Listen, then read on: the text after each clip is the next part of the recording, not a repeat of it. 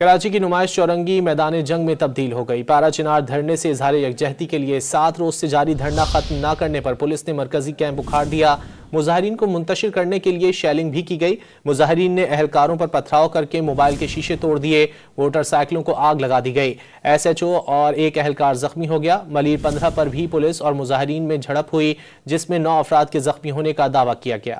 وزیر اعلیٰ سندھ کے کراچی میں دھرنے ختم کرانے کے اعلان کے بعد پولیس حرکت میں آ گئی۔ نمائش چورنگی پر جاری مرکزی دھرنے کو پہلے ختم کرنے کی درخواست کی گئی۔ نہ ماننے پر پولیس نے شیلنگ کر دی۔ جواب میں مظاہرین نے بھی پولیس پر پتھراؤ کیا، جس کے نتیجے میں ایس ایچ او سمیت 2 اہلکار زخمی ہو گئے، جبکہ مظاہرین نے 2 موٹر سائیکلوں کو بھی نذر آتش کر دیا۔ حالات مزید کشیدہ ہونے پر ایس ایس یو کے تازہ دم دستے بھی نمائش چورنگی پہنچ گئے، جس کے بعد مظاہرین کو نمائش چورنگی سے منتشر کر کے اندر گلیوں کی طرف دھکیل دیا گیا۔ اس دوران پولیس اور مظاہرین میں آنکھ مچولی جاری رہی۔ کچھ دیر بعد ہی مظاہرین نے پتھراؤ کر کے پولیس کو پیچھے ہٹنے پر مجبور کر دیا۔